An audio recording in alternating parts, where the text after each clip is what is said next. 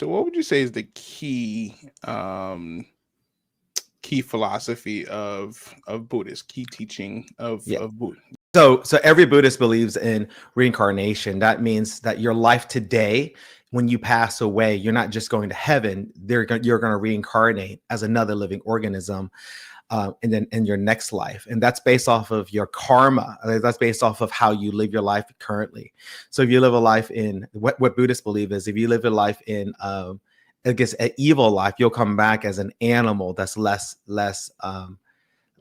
desirable, like a cockroach, let's say, or something, right? Or a fly. Yeah. But and then the whole goal of Buddhism is to reach two things: enlightenment and nirvana. So basically, it's blowing out the Buddhists believe that the end of suffering comes at the end of our desires. So you have to stop all desires. Our desires are what produces suffering, is what the Buddhist mantra is. And to do so, you basically you begin to eliminate things from your life. That's why the Buddhist monks, the real Buddhist monks, they live in a very isolated state where they're free from distraction. They're spending most of their time meditating or doing good works. They believe in karma, which is so karma. A lot of Christians, I've heard them say this after I became a Christian. There's like, oh, it's the same thing as reaping and sowing. Actually, it's not. No.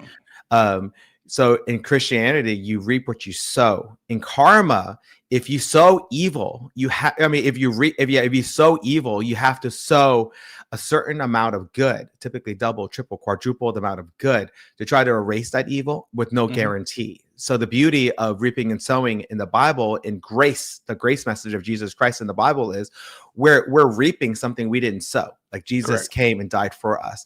And that's the difference. Like where it's work-based. I can tell you as a Christian now, I'm always shocked when I see the measure of legalism within the church, like work-based salvation. Well, Jesus didn't come to say, do all these things and get saved. Jesus says, receive me. Those who confess with their mouth and believe in their heart will be saved. And so in Buddhism, everything was work-based. It's amount of times you can meditate. It's you reaching enlightenment. It's you reaching nirvana. And I also was a Taoist, where it's a Buddhist philosophy or Asian philosophy we lived under.